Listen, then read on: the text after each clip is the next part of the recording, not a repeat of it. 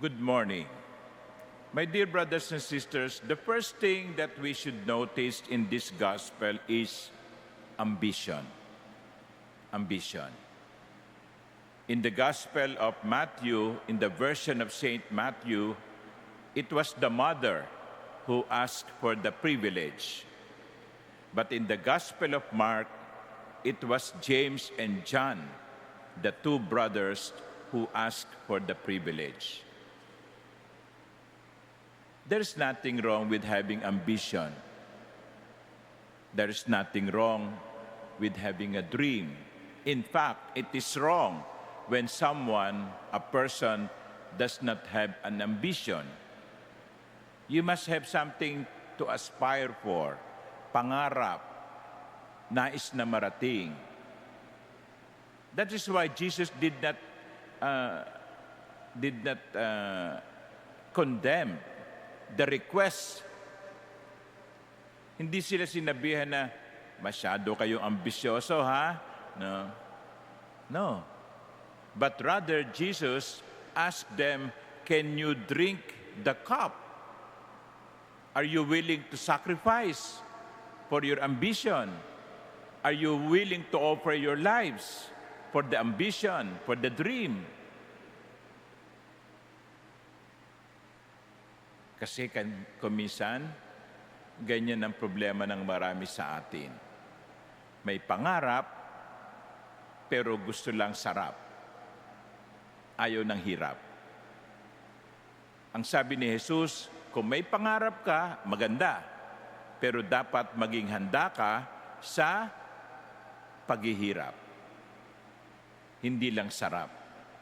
So what are we willing to sacrifice for our dream? What are we willing to do in order to achieve our pangarap? Willing ba tayong mahirapan? Willing ba tayong mapuyat? Willing ba tayong mapagod? Willing ba tayong magsakripisyo? Sapagkat ang isang pangarap ay mananatili lamang pangarap kung hindi ito paghihirapan. Ulitin ko, ang pangarap ay mananatili lamang pangarap kung hindi ito paghihirapan.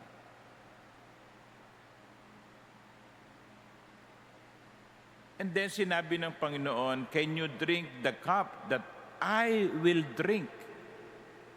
Ito ang isang maganda sa Panginoon eh. Sinasabi niya, kaya niyo bang pasanin ito? Kasi ganyan din ang papasanin ko. Hindi niya sinasabing pasanin niyo yan at bahala kayo sa buhay niyo. Hindi. Ang sabi niya, yan ba'y kaya niyong pasanin kung paanong ito'y akin ding papasanin?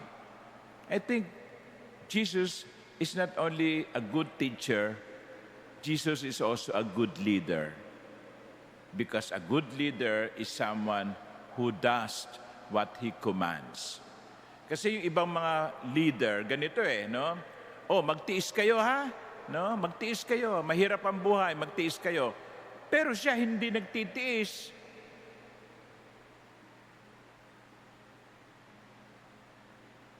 Oh, itong gawin ninyo ha? Kinakailangan matapos natin ang ating pangarap. Pero siya hindi kumikilos. Hindi ganun ng Panginoon. Katunayan, siya ang unang magsasakripisyo. Siya ang unang mahihirapan. Kaya pag sinabi ng Panginoon, take up your cross, hindi natin pwedeng isumbat sa Kanya, bakit ikaw? Hindi. Kasi sasabihin sa atin ni Jesus, take up your cross just as I did. Yan. Kaya siya credible bilang leader. Ginagawa niya ang kanyang sinasabi. Pero mga minamahal kong kapatid, the third point that I would like to drive is this. This is one segment of the life of James and John. But we cannot judge their lives simply by one segment. Oo, sa Ebanghelyong ito, ipinakita yung kanilang kahinaan, yung kanilang pagiging ambisyoso. Sabi nga sa unang pagbasa, there were earthen vessels, marupok, lalagyang putik, madaling mabasag. Yung ipinakita nila sa Ebanghelyo, tanda din siguro ng karupukan. Pero, we cannot judge their lives simply by one episode. Kasi sa bandang huli, si Santiago ay nag-alay ng kanyang buhay para sa Panginoon. Sa bandang huli, ininom niya ang kalis ng paghihirap. You see, sometimes we tend to judge people by one of his mistakes. Kaya ang nananatili sa atin ay yung pagkakamali niya. Minsan lang naman siya nagkamali. Yung bang buhong buhay niya ay huhusgahan natin batay sa isang pagkakamali. Pwede namang magbago ang isang tao, di ba?